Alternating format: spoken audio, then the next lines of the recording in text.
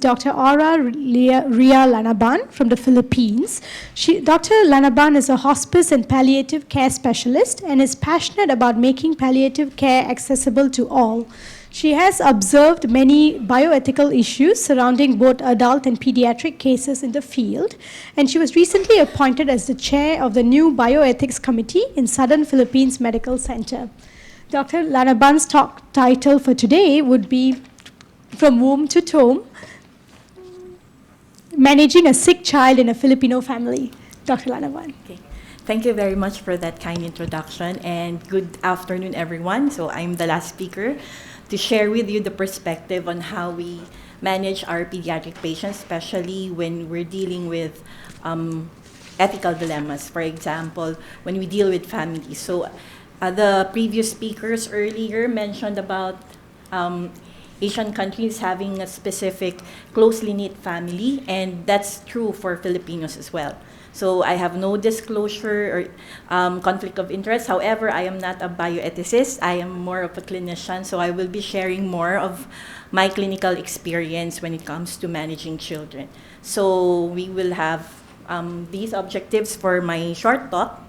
So just an overview, we have a lot of problems, or might not have a lot of problems when you're dealing with pediatric patients with just simple flu, just a simple fever, viral infection. But when we have patients with life-threatening diseases, and now the decision, especially coming from the family, might impede or change the course on our management with these kind of patients, then we have to really look into the problem, because families, especially for Filipinos, they could be our ally or they could be our rival when it comes to the decision in taking care of their children. So, just like with the other Asian countries, doctors presented earlier, I would like to show you the map of the Philippines. We are 7,100 plus islands. So we are an archipelago, and you can just imagine the different cultures we're coming from. And with that, we have 175 ethnic groups, not counting the migrants, and we have a lot of expats. We have a lot of nationalities coming in, and with them, forging and making their own families in the Philippines and making their own, cultures as well. And we have more than 100 native languages. I only speak probably 2 or 3, and you can just imagine, in our city alone, we have 12 ethnic groups, and we have a lot of other groups as well migrating to the to Davao City. So there's a big challenge when it comes to really identifying where the families or these patients are coming from. So just a brief overview. Okay, I've shown you the map of the Philippines and the diverse culture that we have. But in general, if you look at the Filipino family, again, just like with other Asian countries, we are a very closely knit family. And some would say it's a clannish type of family. We have the saying that it takes an entire village to raise one child, and that's true for the Philippines. 20 houses living away from the family, they know what's happening to the child. They could help you, direct you to where to go. Before the advent of Google, we have the aunties, the uncles, and the people living 20 houses away from you. They could help you, and they could tell you, what to do if you have an ailing child. And again, some of these informations might not be helpful, and families, especially with our poor medical literacy, most of our elders are used to, old ways, and they usually listen to their friends and to the relatives that, that would share that they have the same experience. And that could also mean a problem for us. Okay? The Filipino family is more extended. So nuclear family living under the roof of the main matriarch or patriarch of the family. So you have like 5 families living in one household or probably a community. So again, there's a challenge there, because earlier there was a mention that it's the parents that decides for the children, but not really true. In a sense, they can give the consent, but the decision might be affected by other people and other family members. We are externally patriarchal, but when it comes to important decisions, the mothers rise up and they, have a say on the decision, especially when taking care of their ailing children. And of course, healthcare decision. Again, coming from a very diverse culture, it's right now at the Philippines, the decision makers are either the elder in the family, the fathers, the healthcare worker working abroad. Nurses, we have a lot of nurses and doctors working abroad in the United States, in Europe, in other parts of the world. And it's usually when encounter a patient, pediatric patient, adult patient, when they have a relative working outside, like a nurse or doctor, they are actually one of the major decision maker. Okay? Aside from that, it's the one that spends for the healthcare. Unfortunately, the Philippines, we don't have a very good healthcare system. Our PhilHealth, which is a government insurance, for example, would cover a dengue case. If we convert it to US dollars, they could only cover $100 to $200 for dengue case. Okay? Or even if it's severe dengue, sometimes it will not be able to cover for the expenses. And that's why most of the Filipino families, especially, 80% probably of our population is just middle to lower income. So most of the decisions would be coming from the people or family members who are willing to support financially the treatment of that child. So what now is our challenge? Because we know this is, I think, the biopsychosocial approach has been taught in med school for the past 5 to 10 years, because we know that even if we have all the, knowledge, okay, we know what to do when it comes to AML, cancer, other diseases, but if we do not know how to translate what we know, what we learn, or what needs to be done, and explain it to the families that they could relate the importance of such intervention, then just like the one of our colleagues there, the mom would say, yes, doc, but they don't understand what you're saying, the importance of doing such intervention, or they just don't have the capacity to, subject their child to a certain intervention.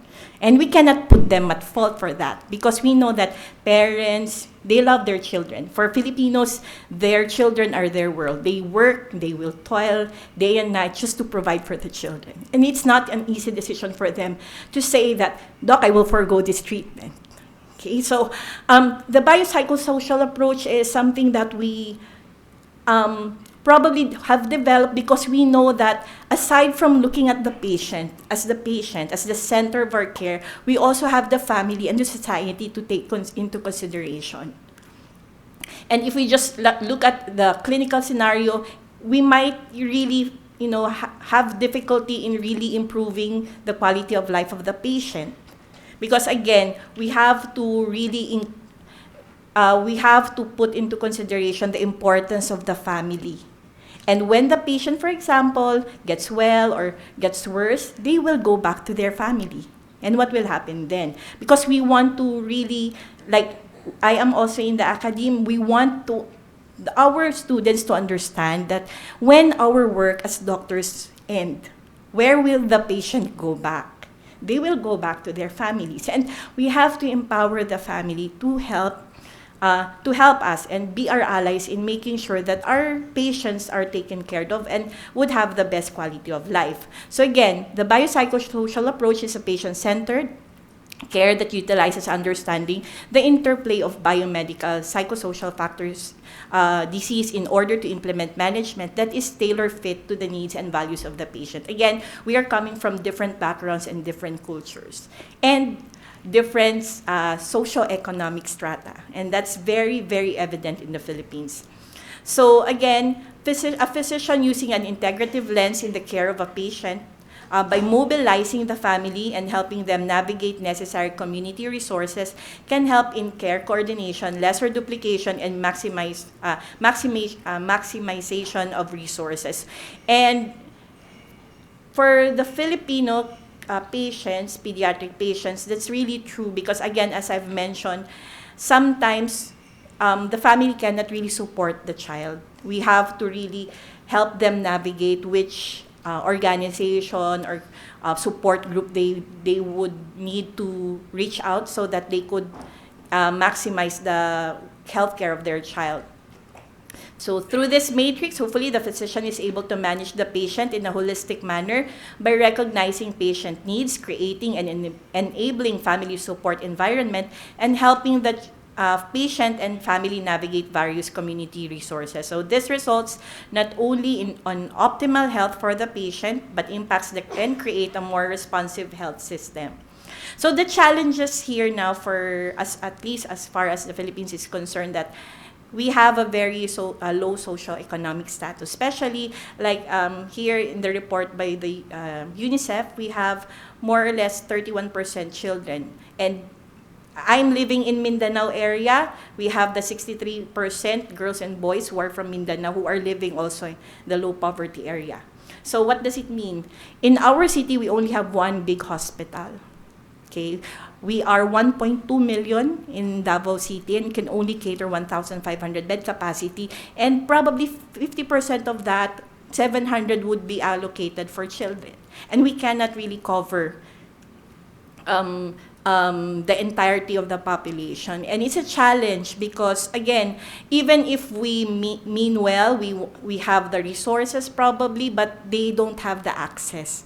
Because healthcare in the Philippines means you have to shell out some, if not majority, of the income of the family. So assent and parental consent, again, just like with the other countries, it's 18-year-old for the Philippines for someone to decide for his or her own. However, we have in place the informed consent of the parents, but the challenge there, especially for children who are already able to have an understanding on their disease. And we're talking about children probably who would be having a life-threatening disease or an end-of-life care. They cannot decide for themselves because it's the parents that would need to decide. However, we understand that in order for us to provide the best quality of life for these patients, they have to also be involved in the decision making. So even legally, it's the parents. We have to also engage the patients or the children to be part of the decision and involve them in, listen to them what they want their healthcare to be. At the end of the day, it's not, who's right, who's wrong. Our goal is to help the patient, and it involves the patient, the family, and the healthcare team to really talk to each other and decide what's best for the child. Okay. One another challenge is the lack of biopsychosocial approach. And I would like to continue communication skills. The Filipino people are not quite good with talking. We are have difficulty in expressing our emotions. If we have something in our mind, we try to listen and just nod and agree. Okay, but that will not work for all the time. You have to really help them, ventilate what's really they're thinking about certain interventions. Because that's one of the challenges there. So going back to the challenges that we have with the implementation of our universal healthcare, we hopefully by 2029 we would be able to provide more access to healthcare to our population.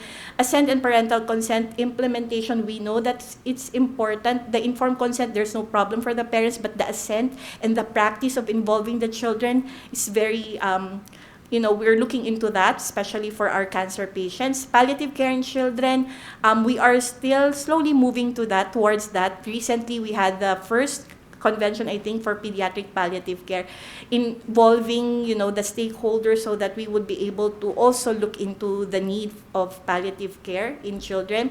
Training on biopsychosocial approach and communication skills. Again, in med school right now, we are training our students to communicate well.